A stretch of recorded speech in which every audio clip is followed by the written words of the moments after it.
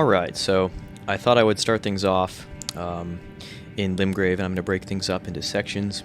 What I'll do is I'll take a portion of the map, for example, the Limgrave area right here, and I'll just go around and do some of the caves, the mines, and some of like the castles. And we'll break it up that way because I don't want to like do everything in one shot, I realized, because, you know, just room for error and all that. So we're going to start off with probably the first thing that most players will come across is the coastal cave, because we start the game right there at the first step. So yeah.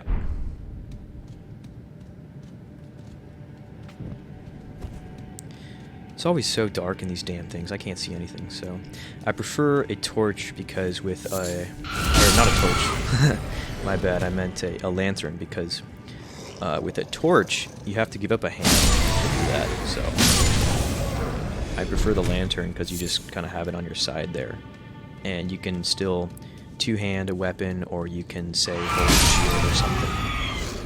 So yeah, in this coastal cave they're like some monkey-ass type enemies. Pretty funny. And there's some cave moss here. Right, so this is probably the first, like, quote-unquote boss that most players will find themselves against. What's going to happen here is there's going to be, like, the chieftain guy just kind of sitting right there. And he doesn't even trigger when you enter the arena. So you can buff up and then sneak up on him.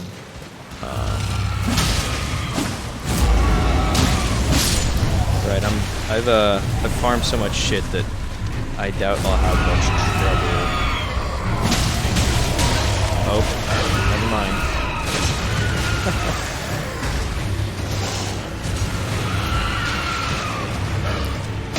Alright, so at a low level, this can be somewhat difficult just because there's so many damn monkeys all around. Oh.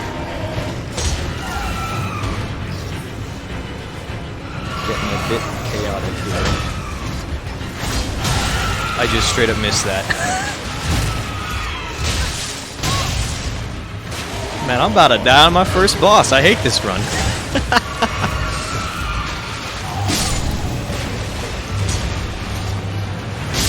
Okay, there we go. Yeah, no, these guys are really chaotic and always jumping around.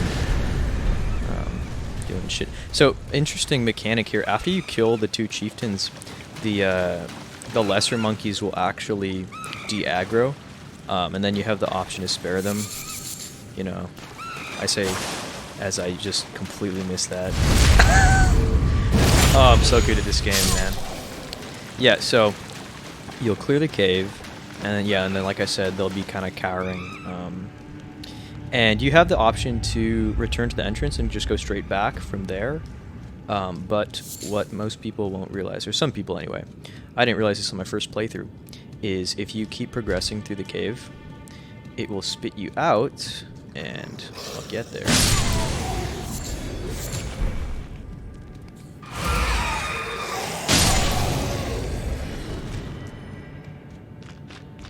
You just keep going up,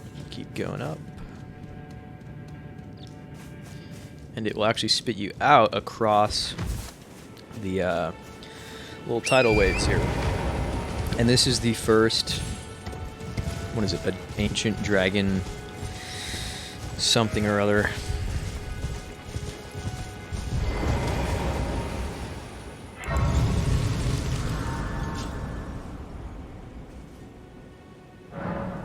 Yeah, Church of Dragon Communion. So you can buy a couple early game dragon spells here. The high tier ones, you're going to have to go to the one in Caleb. I believe I already have it unlocked. I don't actually. Okay, yeah, but it's like right around there. It's actually right there. So, yeah. After the coastal caves, I'm going to enter one of the first catacombs you'll run across.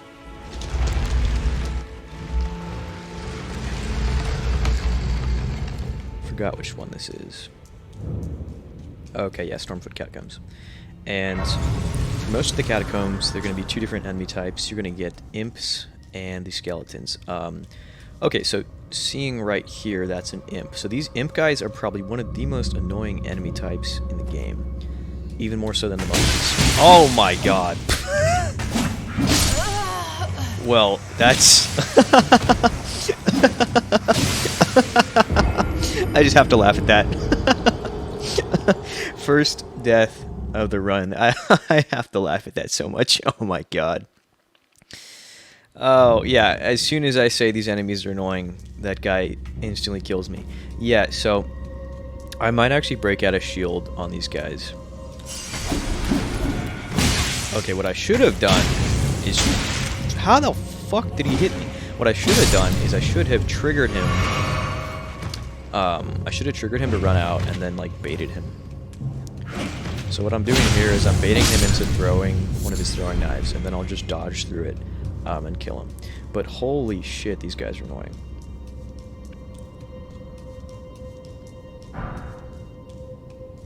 And there are a bunch of them. So, let's see. One of you is going to drop down. You're going to drop down. Oh, I'm throwing knives too, buddy.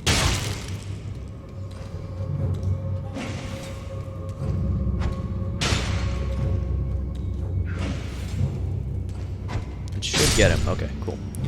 So, 2 there. Some grave violets, but I'm not really interested in those at the moment. Just looking to clear. Oh, okay, yeah, I remember now. So, we got the fire trap. I believe there's an imp, like, right here. No? Oh, okay. Another fire trap. Right. Ah, shit. Oh, I'm still alive. Wow, that's crazy. Yeah, so the Radigan Source Seal is really kind of screwing me over here because I take increased damage. Or not increased damage, rather, but my just negation is severely penalized. And then they have this... Bruh. They have this wild run at you that almost always catches anything you do.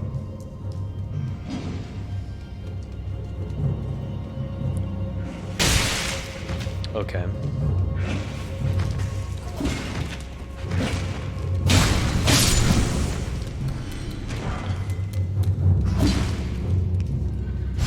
Oh, these guys are so annoying. So, Wandering Noble Ashes. I mean, most of the ashes early game are pretty useless. Oh, and then you drop down real quick right here for the lever. Yeah, so, okay, anyways, the tombs, how they work is they're pretty maze-like, and you'll traverse it until you find a lever, right? Pull it, and that will open the door to the boss. So they're pretty simple. Early game, anyways. They can get somewhat confusing towards the middle. Okay. So if I remember correctly, this first boss is a burial watchdog. It's funny they call it a watchdog because this thing looks more like a cat than anything. So.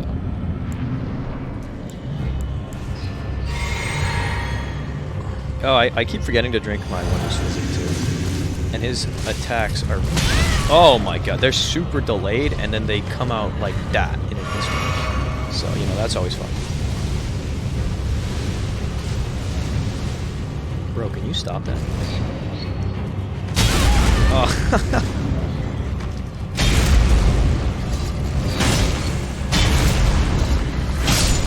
Oh, I'm so glad I did all that farming earlier on. So, it makes the early game somewhat easy, but towards the middle, I can't afford to make any mistakes, really. Once I do beat Margit and I free up a talisman slot, I do want to get the shield talisman that will kind of balance out all the negatives of the Radigan Source Seal. Moving on along here, we're going to come to our second cave, the Groveside Cave, because you guys cannot read and I have to read everything for you. I'm going to rest here because I didn't rest at the other one. It'll refill my Cerulean and Crimson Tears. So there are a bunch of wolves here. Wolves are somewhat annoying. All dog enemy types are pretty annoying because they evade really well, and almost all of the almost all their attacks will stun you very heavily. So yeah, and they can jump. I didn't know they could jump like that, but they can. This is a cracked pot.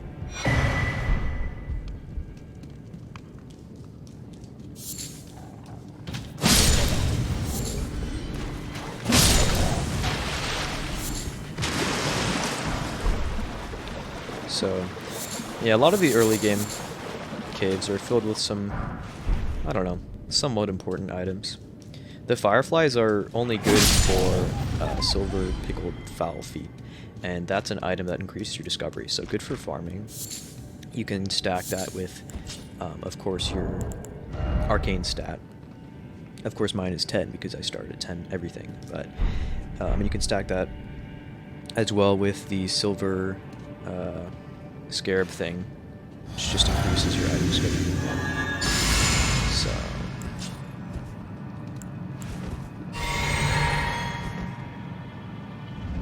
So this guy is going to be, yeah, a Beastman of Farum Azula. Now, he's got some wild strikes. Probably just bait him into doing a bunch of stuff. Oh, okay. Okay, yeah, this right here. Yeah, this is the one I want. Because he's going to jump in the air, slam down, and then... Nice.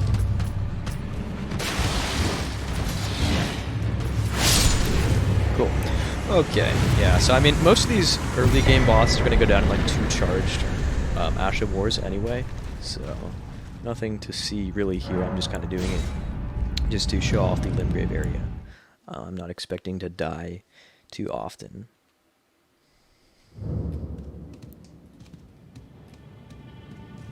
Okay, so we got 2 caves down, we did a tomb. Gonna take on a Knight's Cavalry. And I left it in daytime because I did want to explain some of the enemies and the changes that come with nighttime. So, Elden Ring was the first to introduce like this daytime cycle mechanic. So you pass time and you select until nightfall. And what happens is, as you can see on the dial there, it'll change to night. And it's not just like an aesthetic change. Like I said, some enemies do only spawn at night. A few being the Knight's Cavalry, which are like these black knights on these big-ass horses. And I think the other one being Deathrite birds. Now, of the 2... Oh, and let me just pick up this grace point right here. Of the 2, I think the Knight's Cavalry are easier for me, because the Deathrite birds, their hitboxes are kind of jank, in the sense that they have huge hitboxes, and they do a lot of sweeping attacks and move very quickly. But you there. Could you help us out, Cully? Okay, alright, I'll do this guy real quick. So this is an NPC quest line here. You're gonna hear this kind of disembodied voice and be like, okay, where is this guy? Right? He's right there. He's one of the monkey men. What you go and do that? Some claw. You were just breaking the spell. Thank you. I was pushed out of the cave. Then I ended up as a tree. Lucky you came along, really. Oh, when they threw me out of the cave, and so this is all I have to express my thanks. I hope you can forgive me. Wow, yeah, your 10 mushrooms, a very good reward. Or, well, if I could sneak, then I'd be... Right, I'm... Okay, yes, whoops. So that NPC... I just misclicked. Anyways, that NPC, he's like a tailor, so if you progress the storyline and finish it, he will tailor your clothes for free. Otherwise, you'd have to pay like, I think, 500 to 100 runes, which honestly doesn't mean much of anything. Oh, damn, he almost one-shot me. So yeah, this is the guy I'm talking about. The Knight's Cavalry.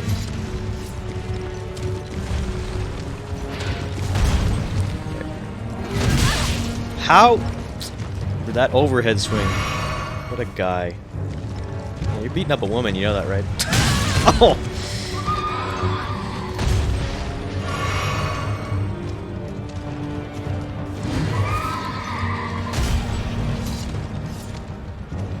Bro, and then also, okay, so, and you might be thinking like, oh, why don't you get on your horse? Well, it's because ranged combat in this game is actually trash.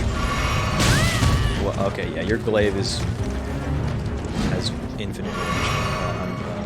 I'm very quickly burning through all of my heals here. I haven't even gotten a hit on the guy. Can you stop running?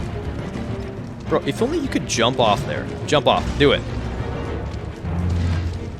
Come on. Jump off. Oh, I should try to bait him to jump off and instantly die.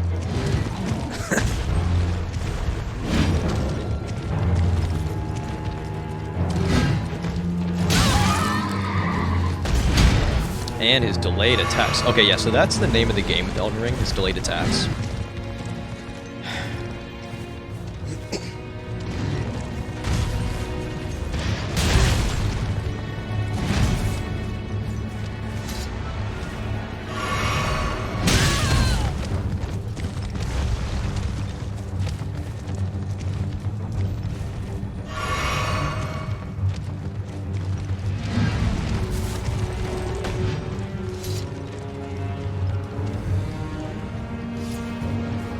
Bro, just jump off the edge. It's not that hard.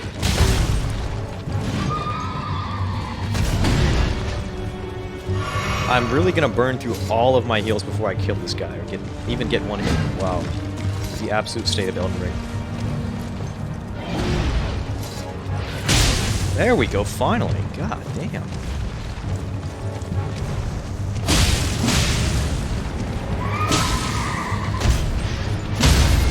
Okay, yeah, so once you do knock him off, you can then go in for a critical. God damn, that took way too long.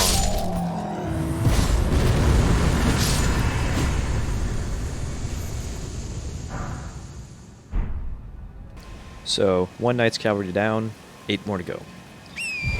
At least I think there's 8 more. I do believe there's 9. Could be a total of 10, I'm not sure. But yeah, they're strewn around the map. You find a couple in Limgrave, a couple in Caelid. You know, and then of course, Lakes of Liurnia, Alts Plateau, all that. So here, the closest grace would be that one. I need to rest. I'm gonna go rest over there, because now that we're in this area of Limgrave, I do want to start Selen's questline. And Sorceress Selen is another important NPC. Actually, more important than that Bach Taylor guy. He's kind of just there, you know. But Selen, anyway, she has a whole dedicated quest line, which spans, you know, about half the game. You have to go through some mainline bosses to finish it. Okay, so we're all rested up, everything reset. We have our health back. Flask of Wondrous Physic.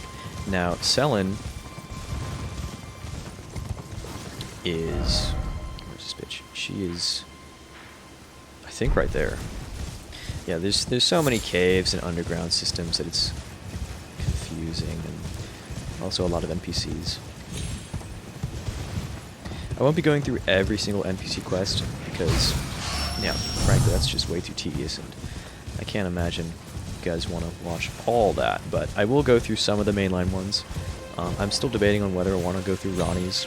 Oh, actually, I have to if I want to do all the mainline bosses, because Ronnie's questline gives access to Estelle, Natural Born of the Void.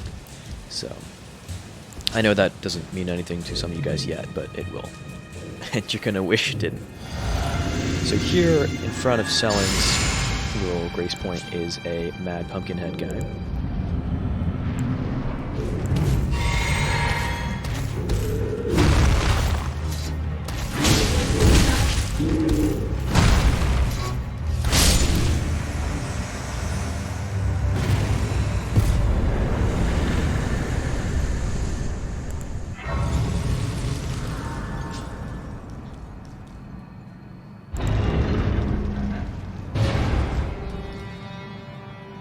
Tarnished, are we? I wonder you... I am Selen, a sorcerer. Why are you here? Never mind. No, just kidding. Ah, I dare say your proclivities are far. Oh well, perhaps no, but one must choose one's masters. I was exiled from as a reviled, apostate. Do you still wish to? Sure, I love witches. Very well. But I refuse to coddle or anticipate grievances. Okay, so you get a emote from her, and then you can study sorceries. Now, you know, if I was playing like a regular playthrough and I was doing like an int character, just kidding, I never do int because that's goofy, but just saying, if I was, she sells you some pretty decent early game spells, or sorceries as they're called. Let's see. Glintstone Pebble, that's pretty decent. Scholar's Armament. Glintstone Arc is pretty good, for early game anyway. But yeah, I'm not gonna buy any of those. I just wanted to start her quest.